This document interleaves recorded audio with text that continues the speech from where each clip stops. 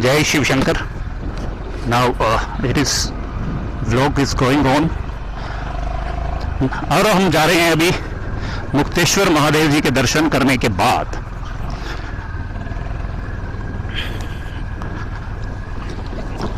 गुरु देवता के मंदिर में, जिसे घंटियों वाला मंदिर भी कहा जाता है। असंख्य घंटियां वहां लगी हैं।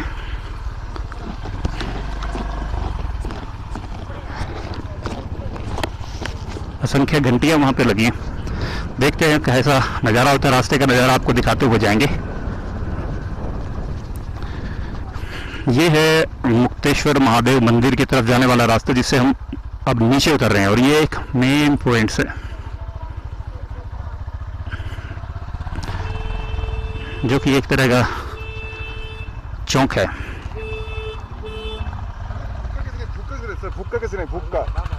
रास्ते में ले लेंगे, रास्ते में मिल जाएगा। दुकान में कोई हवा टाइप का, हाँ कुछ ना कुछ मिल जाएगा, कोई दिक्कत नहीं, मिल जाएगा।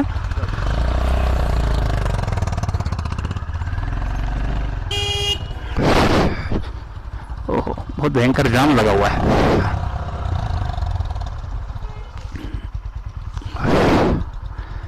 भयंकर जाम मुक्तेश्वर महादेव जी के दर्शन के लिए लोगों का तांता लगा पड़ा है।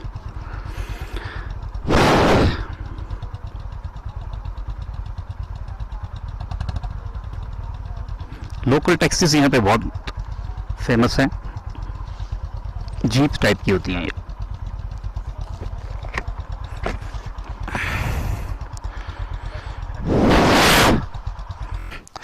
अब निकलने के लिए तैयार। बहुत जाम था, इसलिए पिछली वीडियो बनाई ही नहीं। अब हम सीधे गोलू जी मंदिर का रास्ता और जो भी आपको मिलेगा दिखाते चलेंगे।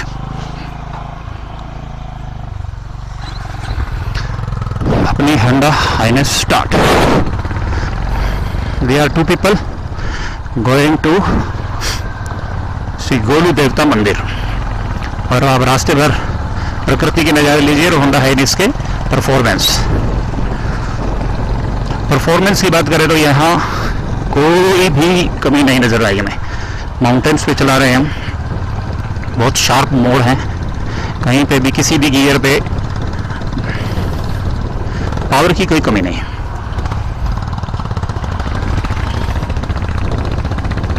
वैसे पहाड़ों पे सेकंड और थर्ड गियर ही मैक्सिमम चलता है, फर्स्ट सेकंड थर्ड, इससे ज़्यादा आप लगा ही नहीं सकते। फोर्थ गियर लगने का चांस ही नहीं है। तो हमारे आगे भी हाइनेस और उस हाइनेस के पीछे भी हाइनेस। और यहाँ मैक्सिमम स्पीड जो रहती है 40 किलोमीटर्स। तब तक कोई ना कोई मोड़ आ जाता है जब तक आप ड्राइव करते हैं, या कोई व्हीकल आ जाता है, तो आपको एडजस्ट करके चलना ही पड़ेगा।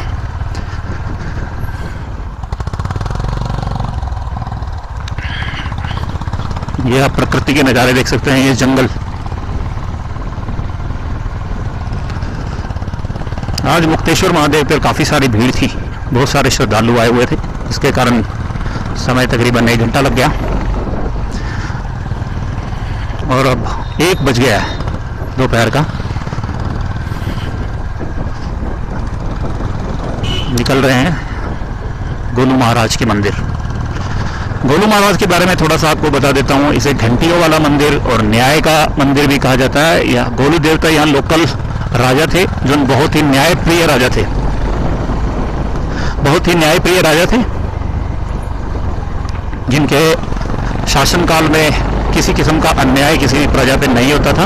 अगर किसी पर अन्याय होता है तो वो गोलू देवता को आज भी शिकायत कर सकता है और गोलू देवता उसका न्याय करते हैं।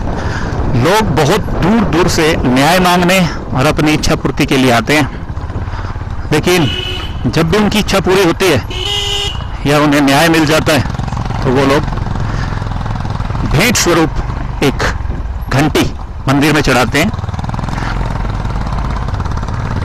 जो इस बात की निशानी है कि उनके साथ न्याय होगा। आप मंदिर में जाकर के देखेंगे तो हजारों से भी ज़्यादा घंटियां मंदिर में लटकी हैं। और कुछ लोग एप्लीकेशन यानी प्रार्थना पत्र भी लिख के देते हैं अपनी समस्या और आपके साथ क्या अन्याय हुआ है वो सब लिख करके स्टाम्प पेपर पे, साधारण कागज पे लिख करके दे सकते हैं। तो लोग ऐसा करते हैं, इसीलिए इनकी मान्यता है, न्यायकारी देव माने गए हैं। तो आज थोड़ी धूप खिली हुई है, अच्छी धूप खिली हुई है मुक्तेश्वर में।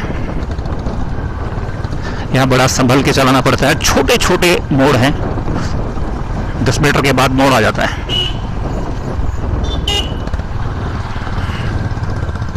वो आप देख ही रहे हो प्राकृतिक नज़ारे।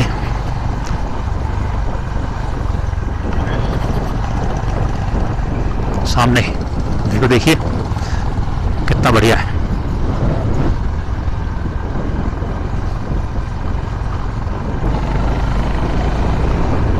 आप थोड़ा सा रेव करते हैं तो इसकी बहुत ज्यादा आवाज आती है। वैसे सबसे ज्यादा वो आवाज आती है वो 4th गियर के बाद जब 5th में आप चले जाते हैं तब आती है, रोर करती है 5th में, तो 5th में रोर। ये देखिए नज़ारे,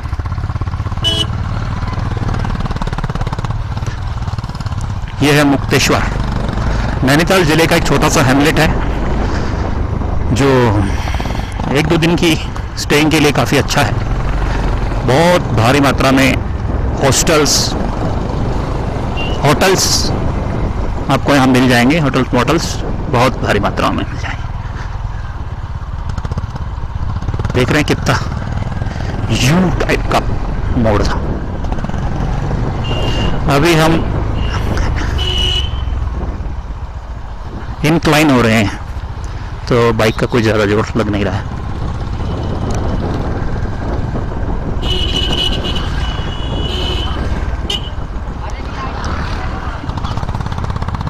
छोटे छोटे होटल्स यहाँ बने हुए हैं जिनमें आप अच्छा खाना खा सकते हैं। खाने के लिए यहाँ कोई प्रॉब्लम नहीं है। साउथ का खाना, पंजाबी, इवन कुमाऊनी खाना भी बहुत मात्रा में अवेलेबल है। जो स्पेशल्स होटल हैं उनके कुमाऊनी खाना करके क्या कह देते हैं, इस टाइप के मोटल्स आपको यहाँ मिल जाएंगे। बहुत ज़्यादा महंगे नहीं हैं, सस्ते ही हैं।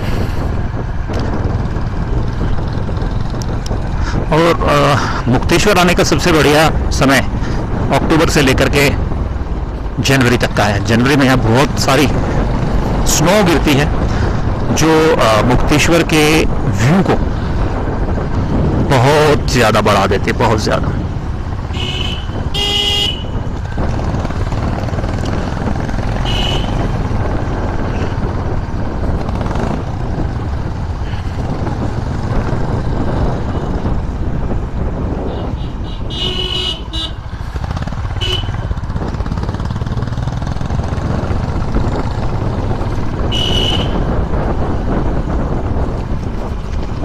ये जो 37 किलोमीटर का रन है हमारा,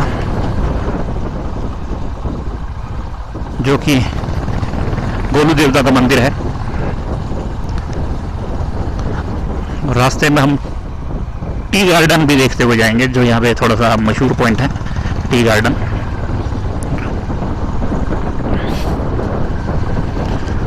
इंक्लाइन है, गाड़ी का बिल्कुल भी जोर नहीं लग रहा है।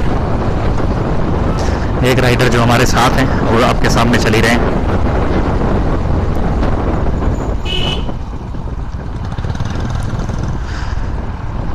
अगर आप इस एरिया में आते हैं, है ये बहुत ज़्यादा समय का नहीं है, मैक्सिमम 2 दिन, मैक्सिमम। आप चाहें तो 1 दिन में भी कर सकते हैं, अगर नैनीताल से कवर किया जा सकता है। टैक्सी भी मिल जाती है इधर से, और आपको किराए पे 2 व्हीलर भी मिल जाता है।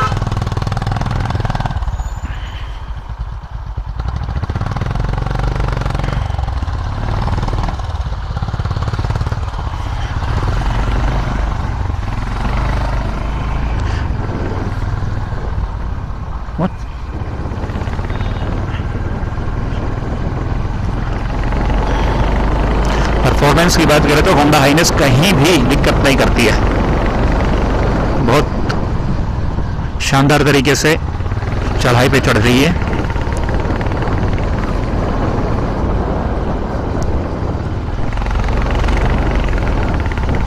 ये थर्ड गियर है।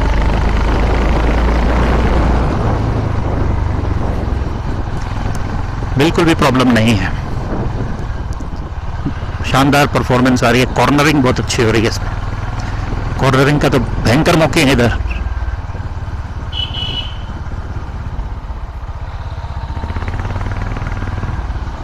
अरे क्या हो रहा है भाई?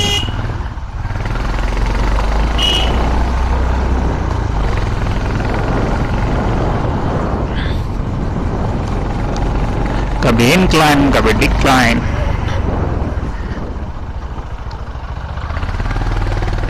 कभी स्टीप आ जाता है, लेकिन मजा बहुत आ रहा है।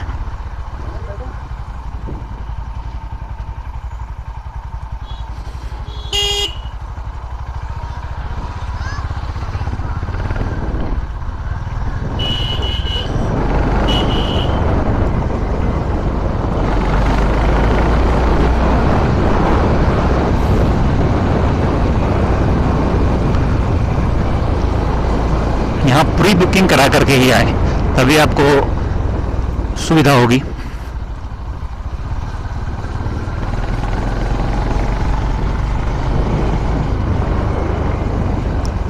बुकिंग की टेंशन से मुक्ति मिल जाएगी और आप अच्छे से एंजॉय कर पाएंगे।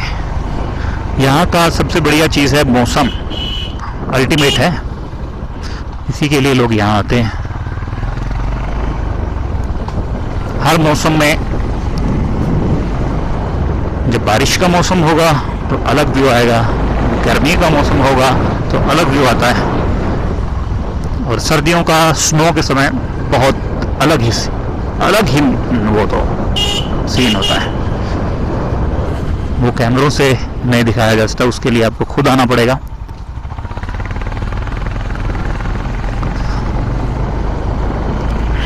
और अगर आप राइडर हैं तो आपको मुक्तेश्वर जरूर आना चाहिए।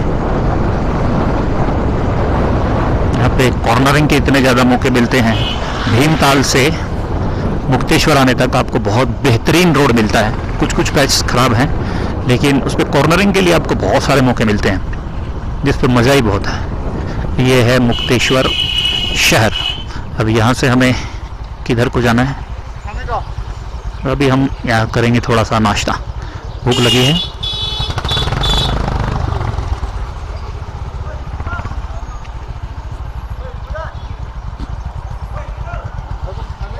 हाँ खाते हैं यहाँ कुछ। अभी कुछ मिले तो हम लोग हाँ रोड की कि 1 बज गया है। सुबह हमने सिर्फ एक परांठा ही खाया था, जो हमारे होटल में ही हमने ले लिया था, क्योंकि जल्दबाजी में निकलना था तो हमने पूरा खा नहीं पाए। कितनी सुंदर घाटी है।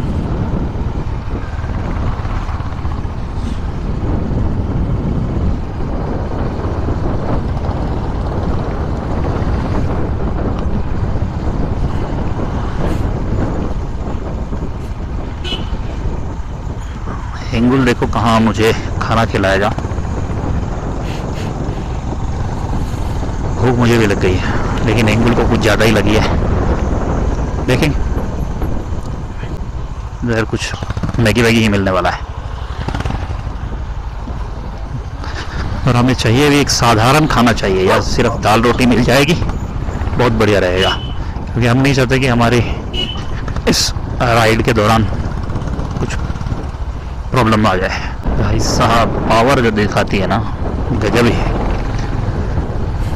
ये देखिए,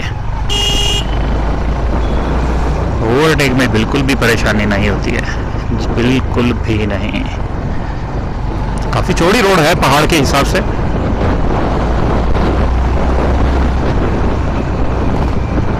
हम लगता है कुछ आगे निकल आए हैं। अब मुझे कोई होटल वोटल नजर नहीं आ रहा है। ऐसा ना हो कि कुछ नजर ही ना आए, भूख से मर जाए हम।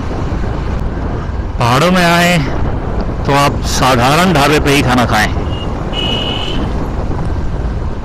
ताकि आपको कोई तकलीफ ना हो खाने के बाद। अगर खाना खा लिया है आपने बाहर ज़्यादा मिर्च मसाले वाला या ख़राब खाना, आपकी राइड के दौरान आप बिल्कुल परेशान रहोगे और मज़ा ही नहीं आएगा। जिस काम के लिए आए हैं वो काम पूरा ही नहीं हो पाएगा तो फिर करेंगे क्या? No benefit. काफ़ी तेज चला रहे हैं लोग चौड़ी सड़क देख करके, लेकिन मोड़ों का ध्यान रखना बहुत ज़रूरी है।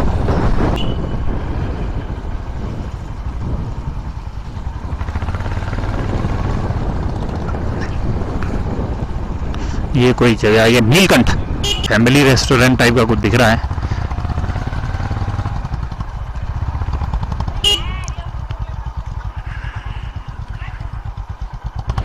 तो यहाँ हम खाने वाले हैं माँ वैष्णो रेस्टोरेंट।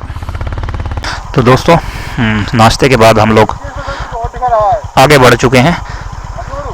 हाँ, अब आगे बढ़ चुके हैं। अब हम चल रहे हैं गोलू देवता के मंदिर के दर्शन के लिए।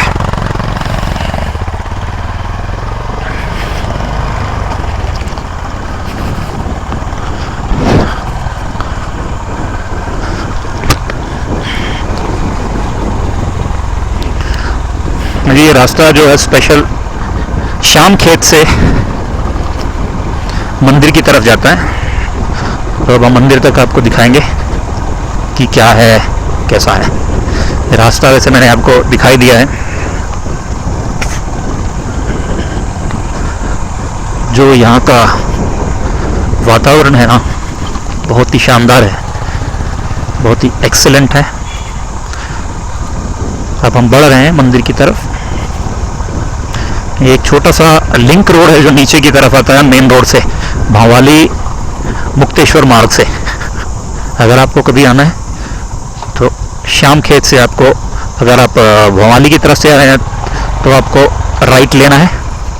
अगर आप मुक्तेश्वर की तरफ से आ रहे हैं जैसे हम आ रहे हैं तो आपको लेफ्ट लेना है। जो कि टी गार्डन इस्टेट है, यहाँ पर ऑर्गेनिक टी होती है।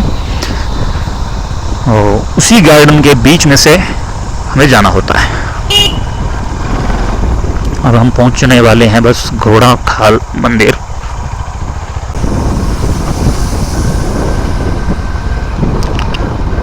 हवा में, वातावरण में इस समय हवा एकदम थोड़ी सी ठंडी हो गई है। इतनी नहीं है कि आप कांपने लगेंगे। ये देखिए T processing factory, organic T processing factory है। यहाँ से ही हमें अंदर जाना है।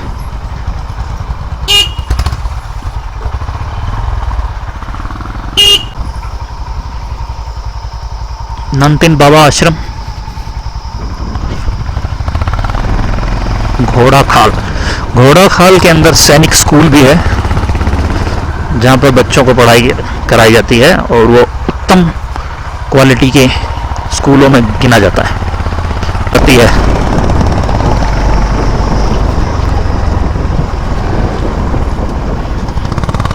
हाँ, ये जरूर है तीसरे गियर में अगर आप स्टीप के ऊपर चढ़ाते हैं तो थोड़ी सी क्या करती है, शायद ये कह सकते हैं कि वो डाउन शिफ्ट मांगती है। चढ़ जाएगी लेकिन आवाज़ थोड़ी ख़राब हो जाती है। चढ़ जाती है तीसरे गियर में, लेकिन एक ख़ास बात और है, जब आप नीचे उतरते हैं तो आप तीसरे गियर में चला सकते हैं। थर्ड गियर में स्टीप पे बिल्कुल भी नहीं चलती। मतलब चलती है लेकिन परेशानी महसूस करती है, जिससे आपको भी कॉन्फिडेंस नहीं आता, पावर फील नहीं होती है। तो बढ़िया है कि सेकंड गियर में चलाएं। और अभी मैं तीसरे गियर में मैं खुद चला रहा हूँ। ये देखिए इतनी छोटी मोटी स्टीप पे तो कोई प्रॉब्लम करती नहीं है, लेकिन जो काफ़ी ज़्यादा चढ़ाई आ जाती है ना, तब थोड़ी दिक्कत होती है। अब ये थर्ड गियर में है, चल रही है बढ़िया से, कोई प्रॉब्लम नहीं है। स्टीप भी है, देखिए हम ऊंचाई चढ़ रहे हैं, उसके बावजूद कोई नॉकिंग साउंड तो नहीं है, लेकिन खुद को अच्छा नहीं लगता है कि थर्ड गियर में चढ़ाया जाए, इसलिए थर्ड गियर की बजाय सेकंड गियर में चढ़ा देते हैं। देखिए मैं आपके सामने चढ़ा रहा हूँ, नॉकिंग साउंड नहीं आ रहा, लेकिन एक पावर फील नहीं हो रही है उसमें। चढ़ रही है लेकिन एक मन को संतुष्टि नहीं मिलती है। तो चलिए अब हम आगे बढ़ ही रहे हैं। बहुत प्रसिद्ध मंदिर है, बहुत लोग आते हैं देखने के लिए।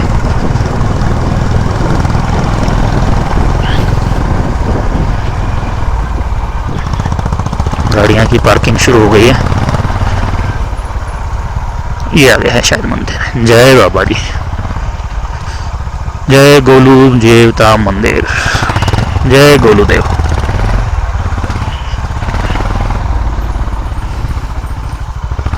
ये है पार्किंग।